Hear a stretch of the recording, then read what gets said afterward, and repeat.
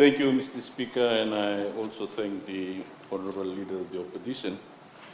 Mr. Speaker, the Fiji's delegation to the International Labour Conference 108th session in June 2019 was led by my Permanent Secretary for the Employment, Productivity and Industrial Relations.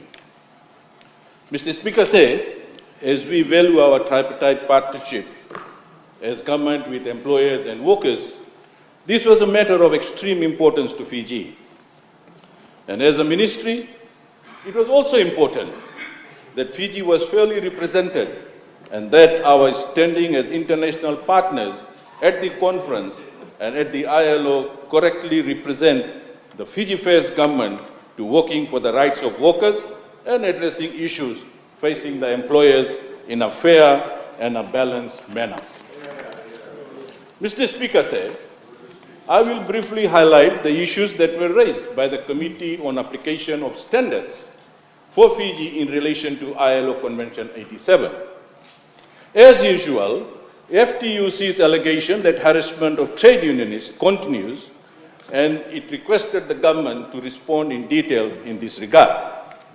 Mr. Speaker, in our response to the committee, we stated that union members has been able to organize and carry out union activities with autonomy. That is without any interference of any sort, let alone the allegation of harassment from the Fijian government. The Fijian constitution ensures that all workers have the right to fair employment practice, including the right to join a trade union and to participate in its activities.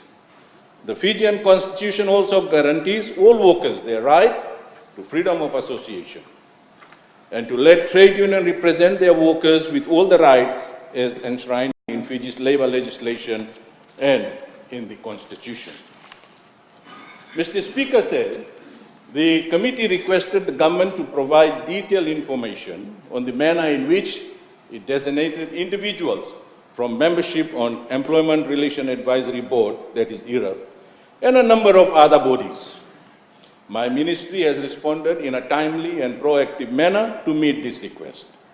Mr. Speaker, I would like to confine my response to the Employment Relation Advisory Board as it was the starting point for the committee to ask the appointments to boards, councils and committees. Mr. Speaker,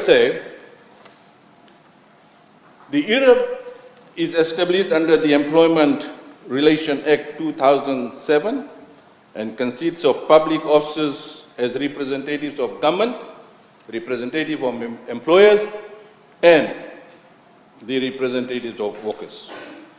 Mr. Speaker, I would like to inform this Honourable House and also to note that due to the boycott of the process by the workers' representatives, there remains a stalemate on the appointment of the IRA. This has been part of the continued show of non-cooperation on the part of the workers' representative, that is, the trade union in this country. Mr. Speaker, government had a comprehensive set of regulations on appointments and their functions. In summary, appointments on all such boards, committees and councils are based on consideration of expertise.